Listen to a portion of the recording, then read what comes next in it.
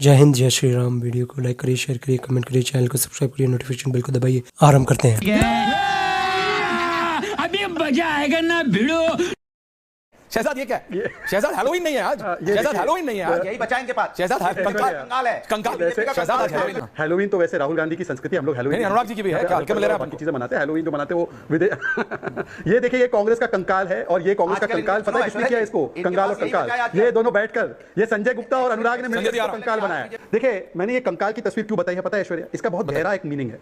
कांग्रेस जो एक समय पर चीफ मिनिस्टर दिया करती थी, 140 सीट्स लड़ती थी महाराष्ट्र में, आज देखिए ना कि क्या स्थिति हो चुकी है कि एक छोटी सी पार्टी समाजवादी महाराष्ट्र में वो उसको दाद दिखाती है, उद्धव सेना उसको दाद दिखाती है। अब जम्मू कश्मीर में उमर अब्दुल्ला ने दाद दिखा दी है, कंकाल बना दिया। उत्तर प्रदेश में 9 सीटें घोषित कर दी, वहां पर कंकाल बना दिया। केवल सिंबल था, सिंबल भी लेने को तैयार नहीं है अनुराग जी। फिर आप देखिए कि हरियाणा और पंजाब में भी कंकाल बन गई है, दिल्ली में भी कंकाल बन गई है, केरल में भी प्रियंका जी के सामने कैंडिडेट आ रहा है, वहां पर भी कंकाल बन चुकी है। तो कांग्रेस की कंकाली और कंगाली के लिए ये दोनों मिलकर यहां पर कांग्रेस को पूरा मस्का लगाएंगे। राजनीतिक जेब कतरा कर देखना है ना, तो ये अनुराग भदौरिया राजनीतिक जेब कतरा है। यहां पर आकर मीठी मीठी मीठी मीठी मीठी मीठी बातें करेंगे कांग्रेस के, और वहां पर जाकर अखिलेश जी उनकी सीटें काटेंगे। ये अनुराग जी और अखिलेश जी मिलकर टैग टीम पार्टनर है। ये अनुराग जी को पूछे इनसे कि इतने ही कांग्रेस वाले अच्छे लगते भाते हैं तो त्याग नहीं होता राजनीति में। ये अखिलेश जी ने परसों बोला महाराष्ट्र में, पता है, त्याग नहीं होता। और उत्तर प्रदेश में क्या बोला? सवाल सीट का नहीं, सवाल जीत का है। तो वहां पर अपना सीट का नहीं, जीत का बोलकर कांग्रेस को काटा। अब यहां पर बोलते त्याग नहीं होता, यहां पर भी कांग्रेस को काट रहे हैं। अनुराग भदौरिया जैसा राजनीतिक जेब कतरा, इनकी फोटो देख लीजिए। He is a political pickpocket. Congress को मस्का लगा लगाकर टीवी पर उनकी सीटें काटना, उनका सिंबल काटना, उनके सारे वोट बैंक को काटना, यह अनुराग ने लगातार किया है। अनुराग जी, इसके लिए आपको शुभकामनाएं।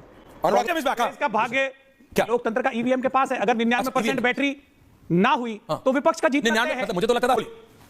हाँ, देखिए ऐश्वर्या, मेरा निवेदन है आपके चैनल के माध्यम से कि श्रीमान राशिद अलवी और श्रीमान दुष्यंत नागर को chief engineer of Congress party तुरंत प्रभाव से घोषित कर दिया जाए। इन दोनों को चीफ इंजीनियर, हिजबुल्लाह के पेजर से ईवीएम की तुलना की थी।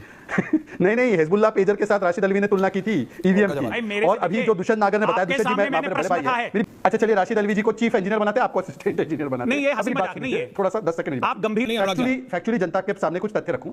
जैसे हमारा ईवीएम जो होता है ना, वो ईवीएम जो है कि 12 घंटे यूज हुआ फिर जाकर चार्जिंग पे लगा देते हैं, ऐसा नहीं होता। ईवीएम में जो बैटरी लगती है वो वन टाइम बैटरी लगती है, मतलब वो 3, 4, 5 जितने भी साल होता है वो उतने साल चलता है। फिर वो 99% जब डिस्चार्ज हो जाता है तब नई बैटरी या नया ईवीएम आता है। ये तो इनका ज्ञान का स्रोत है, पता नहीं कहां से ज्ञान अर्जित की। अब मैं आपको बताना चाहता हूं, तेलंगाना में बैटरी फुल थी क्या आपकी? नहीं, तेलंगाना में 99% वाली नहीं थी क्या जब जीते आप? आपने पढ़ाई नहीं करी, 99% वाली आपको पढ़ के आना चाहिए था। नहीं, जम्मू कश्मीर में 99% वाली जब जीते आप। जयराम रमेश जी ने कहा। दूसरी बात ऐश्वर्या, आज 2 साइंटिफिक डिस्कवरी आपके चैनल पर हुई है, आपके शो में हुई है। एक तो 99% केरी वाली जो ईवीएम है, और दूसरा अंतरात्मा का एक्सरे। अनुराग जी ने पिछले सेगमेंट में बोला कि मैंने अंतरात्मा का एक्सरे कर दिया है, कंकाल दिखाई दे रहा है। तो ऐसे साइंटिफिक एक्सपर्ट हमारे बीच में बैठे हो, मैं इनसे केवल एक ही चीज पूछना चाहता हूं, आप यूपी में केमिस्ट्री क्यों नहीं बिठा पाए दुष्यंत जी से? दुष्यंत जी से केमिस्ट्री क्यों नहीं बिठा पाए भाई? एक आध सीट छोड़ देते दुष्यंत के लिए, और दुष्यंत जी आप महाराष्ट्र में एक आध सीट इनको दे देते। एक दूसरे को सीट नहीं देना है, एक दूसरे की साइंटिफिक थ्योरी को आगे बढ़ाना। देखिए, ऑन अ सीरियस नोट, अपने कुछ प्रतिद्वंदी साथियों को यह कहना चाहूंगा कि इस दिवाली पर थोड़ी मिठाई ज्यादा खाएं ताकि मुंह से कुछ मीठा भी निकल के आए। 30 साल पुराने साथियों के साथ किस तरह का व्यवहार किया जाता है। नरेंद्र मोदी साहब आज भी इस बात को बोलते हैं कि मेरे ठाकरे परिवार से गहरे रिश्ते, और अगर ठाकरे परिवार को मेरी जरूरत हुई तो वो पहला व्यक्ति होगा जो नरेंद्र मोदी खड़ा होगा। आपने एक बहुत महत्वपूर्ण बात की, और संजय जी के सामने मैं कुछ बातें रखना चाहता हूं। बाला साहब ठाकरे जी का सबसे बड़ा स्वप्न क्या था? उन्होंने एक बार कहा भी था कि एक दिन प्रधानमंत्री एक दिन के लिए बन गया तो 370 को हटाऊंगा। वो किसने किया? मोदी जी ने। सावरकर जी का अपमान कभी नहीं सहन कर सकते थे, सम्मान किसने दिया? मोदी जी ने। और अपमान कौन कर रहा है? कांग्रेस पार्टी। राम मंदिर बनी, ऐसे गठबंधन के साथ आप होता है। बाला साहब ठाकरे जी का पूरा सम्मान, चाहे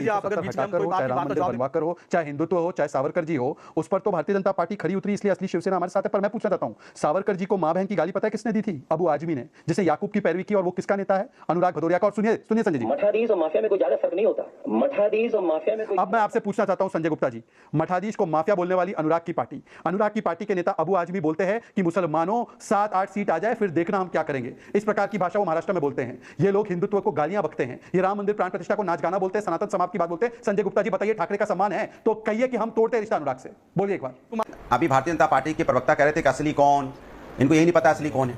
असली देश की महाराष्ट्र की जनता है जो आपको हराने जा रही है। मुद्दे पर आता हूं, जैसे तिरंगे के 3 रंग एक साथ होते हैं ना, वैसे हमारी तीनों पार्टियां एक साथ है। क्योंकि हमारा लक्ष्य क्या है ऐश्वर्या जी? हमारा कोई एम्बिशन, कोई करप्शन, कोई कंफ्यूजन नहीं है। हमारा केवल महाराष्ट्र के लिए मिशन और विजन है। और इसीलिए 2.5 साल में सरकार ने जो अभूतपूर्व काम किए, मतलब कि इकोनॉमी 16 लाख करोड़ थी, आज 40 लाख करोड़ हो गई।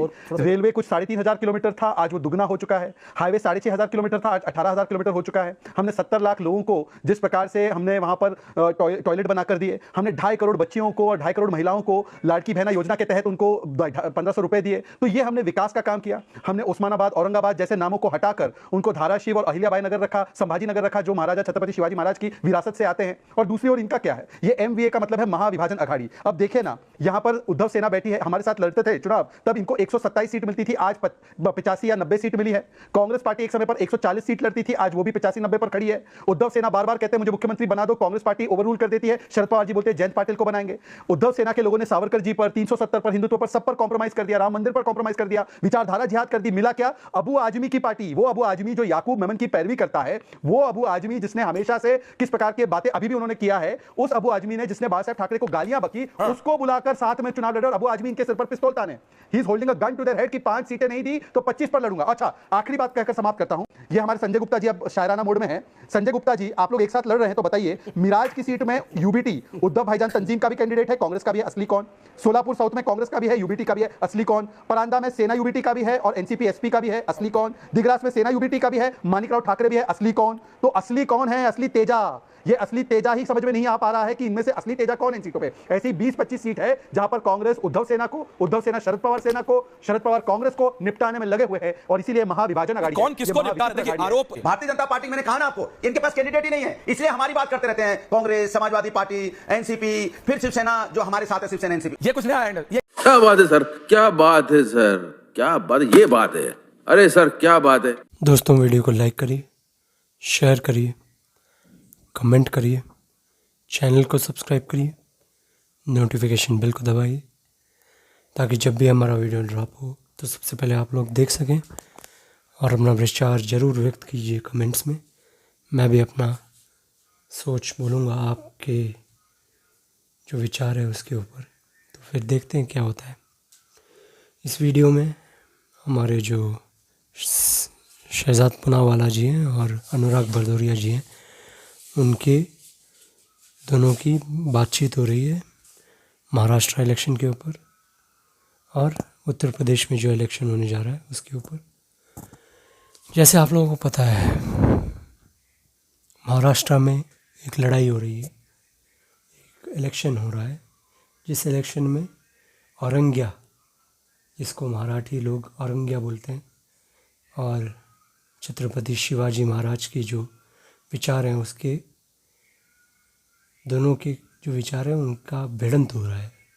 क्योंकि महायुति जो है वो छत्रपति शिवाजी महाराज का जो विचार है उसको आगे लेके चलता है और महाविकास अघाड़ी उल्टा औरंग्या का विचार आगे लेके चलता है। क्योंकि आप लोगों को दिखाई दिया होगा, सुनाई दिया होगा, पता चला होगा कि 2024 के जो लोकसभा इलेक्शन में ये जो महाविकास अघाड़ी के लिए एक कम्युनिटी ने वोट जिहाद किया था, एक पुष्ट होके वोट किया था उस कम्युनिटी ने।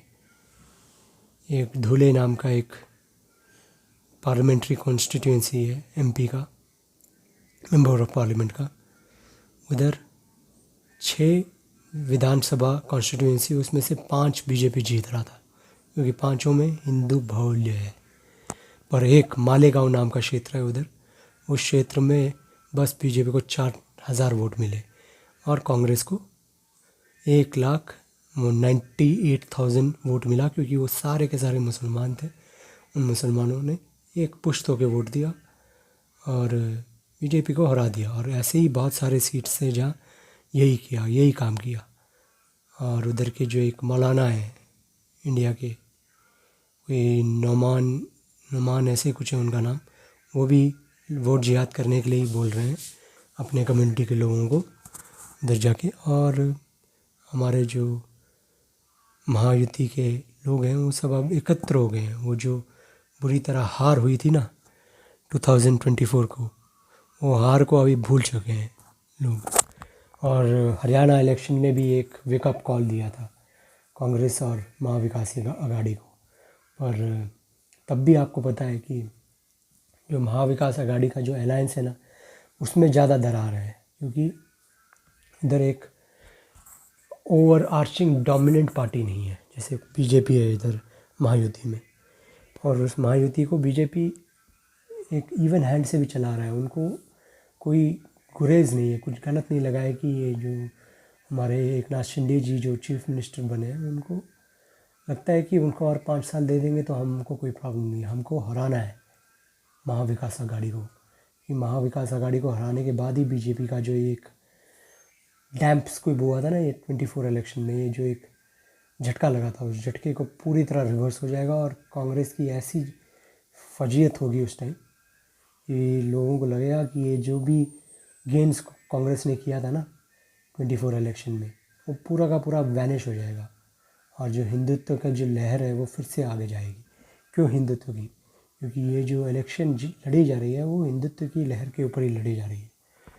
और जैसे आप लोगों को देखा होगा कि ये मुसलमान लोग जो है, जो इनका कम्युनिटी के लोग हैं, ये क्या कर रहे हैं, जहाँ भी इन लोगों का जो एक पॉपुलेशन डेंसिटी आ जाता है, एक जो नवी मुंबई में एक अपार्टमेंट बिल्डिंग है, उधर इन लोगों का ज़्यादा नंबर है, तो फिर इन लोगों ने दिवाली होने नहीं दिया उधर हिंदू औरतें जाके दिवाली का लाइट लगा रही थी, पर इनको अच्छा नहीं लगा। इन्होंने बोला क्यों लाइट लगा रही है तुम लोग, इधर मत लाइट लगाओ, ये हमारा जगह है, हमारा जो रिलीजन है वो मानता नहीं है आपका ये लाइट वाइट लगाना, आप मत करिए सब, ये मत करिए वो मत करिए। ये बिल्कुल गलत है और उस गलती को ये इसलिए कर रहे हैं क्योंकि इनको लग रहा है कि हम जीत जाएंगे, हम ये करेंगे, हम वो करेंगे। ये जो खुशफहमी है वो इन लोगों को छोड़ देनी चाहिए क्योंकि बीजेपी ने अपनी जो भी गलतियां हैं उसको रेक्टिफाई कर रही है। जैसे विदर्भ में जो गलतियां हुई थी 400 पार करके जो गलतियां हुई थी वो पूरी तरह अब ख़त्म हो गया है।